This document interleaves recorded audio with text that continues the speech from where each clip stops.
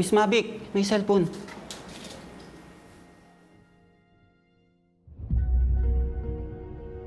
Kay Dr. Tanyag to. Bibigay ko na lang mamaya kay Dr. Zoe. Okay, sige, sige.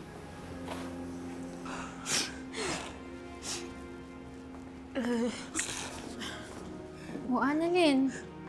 Ano nangyari? Naabutan mo si Daddy? Zoe, saan dinala si tatay? Saan dinala si tatay? Sa Timbuktu. Sumunod ka. Huwag ka na babalik, ha?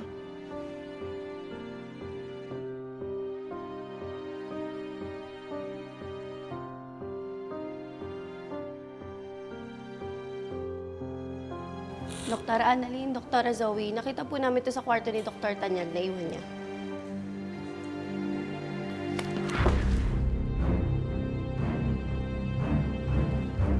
Phone ni Daddy to, akin na. Zoe, lahat na lang pinagkait niyo sa akin, pati si tatay, kaya ako maghahawak nito. No! Akin na sana. Zoe! Ano ba? Akin na! Zoe! Ano ba? Ang kulit. Zoe! Akin na to! Annalyn!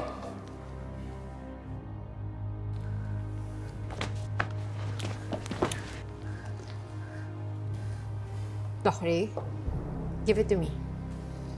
Let Annalyn keep this. Konting pakonsuelo na lang sa kapatid mo. Hindi mo na nga siya in-inform na lilipat ang daddy ninyo, hindi ba? Fine.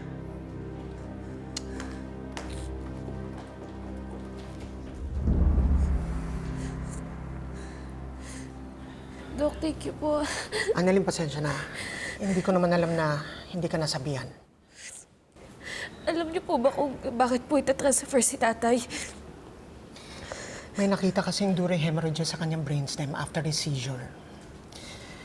Naisip siguro ni Moira at saka ni Sir Pepe na ipa-stem cell therapy for TBI patient si RJ para makatulong sa pag-recover niya. Stem cell therapy for TBI patients. May enough research po ba doon, Doc?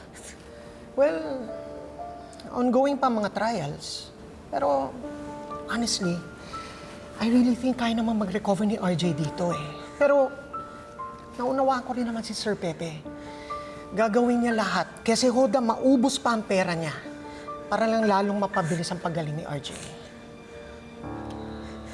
Gusto ko po siyang puntahan, Doc. Saan po ba siya transfer? Sa Maryland Medical, sa Singapore. Oh, Singapore?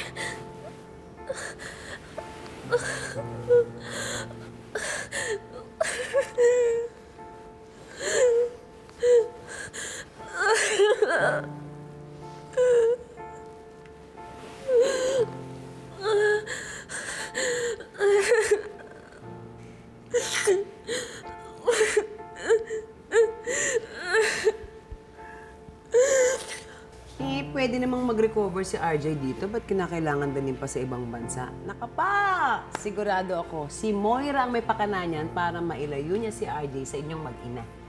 Ikaw naman, labid-dabs. Malay mo mas gumaling yun sa ibang bansa. Hindi niyo ba naririnig yung mga stem cell na yan? Ano ka ba? Diyosa, hindi naman yun yung point eh. Yung sa akin lang, kung ano man yung naging desisyon nila, sana man lang nasabihan nila yung anak ko. Tignan mo ngayon si Annalyn, kawawa naman. Nay, Anak, maupo ka. hindi po kang intindihin. Okay lang po ako. At doon po sa Singapore, magiging mas madali po yung paggaling ni tatay. Kaya okay lang po yun. Magka-file na rin naman po ako ng leave next week eh. Sandali, bakit? Susunod po ako dun sa Singapore. Apo, hindi ba mahal yung mga eroplano na yan? Yung mga hotel-hotel na yan?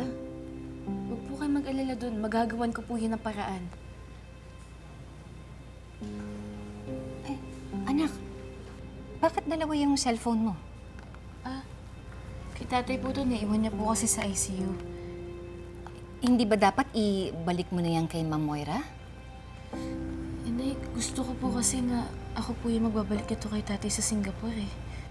Annalyn, sinubukan mo na bang ano yan, buksan? At bakit naman kailangan niyang buksan yan, Aber? Eh, siyempre, malay mo may load yan, di ipasa sa atin. Kung hina ng ano mo. Tito, Hindi ko po bubuksan to. Ang gusto ko lang po talaga, mabalik ko po to kay tatay sa Singapore. Sa ngayon po, itatabi ko po muna siya. Oo nga naman.